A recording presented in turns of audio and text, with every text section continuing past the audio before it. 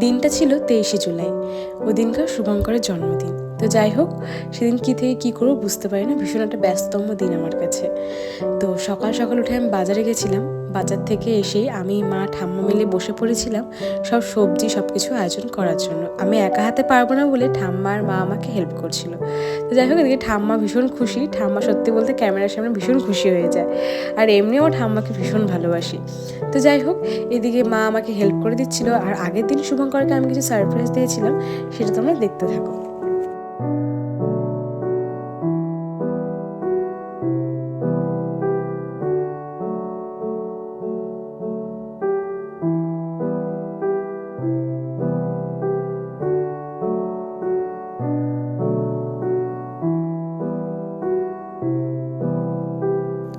দূর থেকে যতটা পারি ততটা করার চেষ্টা করি, কেননা সেদিনকার খুশি করার দায়িত্ব আমার থাকে।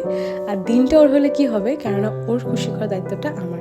তো যাই হোক, তো সেদিনকার যতটা পেরেছিলাম ততটা করেছিলাম। আর ও অনেকদিন ধরেই বলেছিল যে পিয়া তোর হাতে বিরিয়ানি খাবো।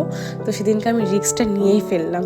তো আমি সত্যি বলতে রান্নার রটাও জানি না, কিন্তু ধীরে ধীরে এত রান্না শিখছি, নিজে খুব আনন্দ হচ্ছে। কিন্তু দিদিকে খুব মিস করছিলাম। দিদি খালি খেতে পারিনি, কেননা ওকে আমার খাওয়ানোর খুব ইচ্ছা ছিল। এতদিন খালি দিদি হাতে রান্না খেয়ে এসেছি।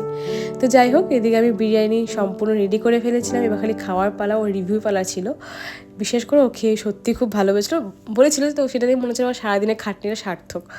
তো যাই হোক, বিকালে সবাই আমরা মিলে হালকা করে বার্থডে সেলিব্রেশন করার চেষ্টা করেছিলাম।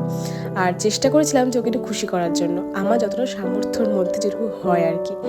তো ও আলটিমেট খুশি হয়েছিল, আর আমারও খুব ভালো লাগছিল। তো যাই হোক, কেমন লাগলো ভিডিওটা অবশ্যই জানিও। জানি অনেকটাই ছোট, খুব বেখাপ্পা, কিন্তু সত্যি বলতে তাড়াহুড়োর মধ্যে আমি ভিডিও করতে সত্যিই ভুলে যাই। হয়তো এটা আমার ভুল হতে পারে। তো যাই হোক, তোমরা একটু অ্যাডজাস্ট করে নিও। আর কেমন লাগলো অবশ্যই জানিও।